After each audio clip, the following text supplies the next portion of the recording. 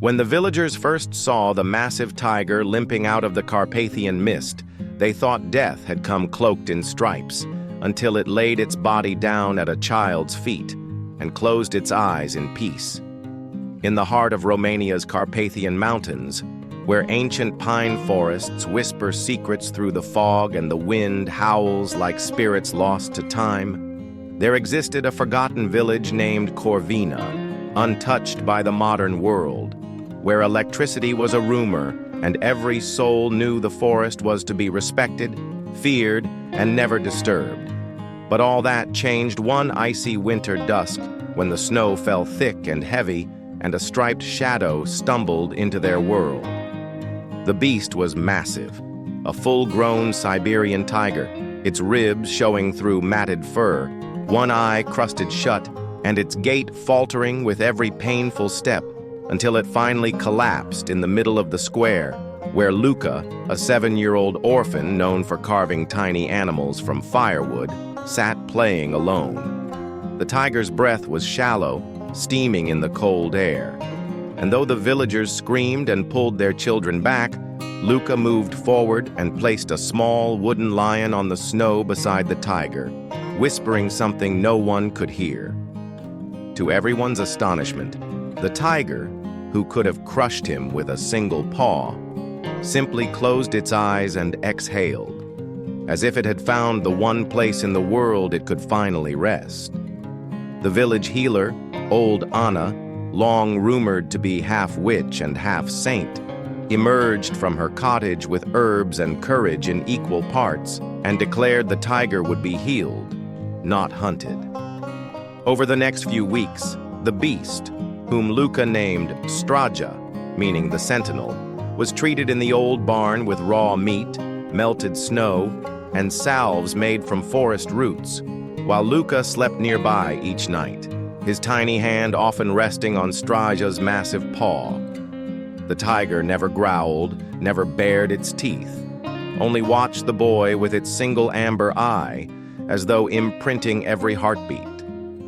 When spring came and Straja could walk again, everyone expected him to vanish into the woods, but he didn't. He stayed, always on the edge of the village, watching silently. At first, they were afraid. But when wild wolves began to vanish from nearby trails, when the boars stopped ravaging their crops, and when Luka once wandered too far into the forest and was found safe the next morning curled beside the tiger's warm belly, the fear turned to reverence. Over the years, Straja became legend, not a pet, not a captive, but a guardian spirit wrapped in muscle and fur, who paced along the tree line at dusk, who growled at any outsider, and who watched Luka grow from a lonely boy into a kind, clever young man who never forgot the creature that had chosen to live for him. But peace never lasts. One summer, strangers arrived, wealthy foreign hunters with permits, rifles, and smiles full of arrogance, claiming they had rights to the forest. The villagers protested, begged, but money spoke louder than memory. Luka, now 16, ran into the woods to find Straja, but the tiger had already seen them. The next morning, as gunfire echoed through the valley, the hunters were found unconscious beside a shattered trail, claw marks on trees, shredded tents, but no blood spilled, except for one path marked by heavy prints and droplets of red, leading to a quiet hill where Straja lay breathing shallowly beneath the ancient pine where Luka had first seen him. The boy collapsed beside him, whispering thanks, but the tiger simply stared at him with that same amber eye and pressed its forehead against Luka's chest one last time before going still.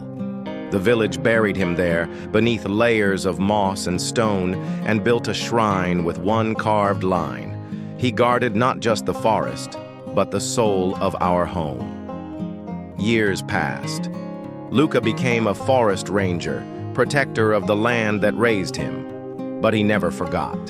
And on foggy mornings, when the mist rolls thick across the fields, villagers claim to see striped shadows moving between the trees, watching, waiting.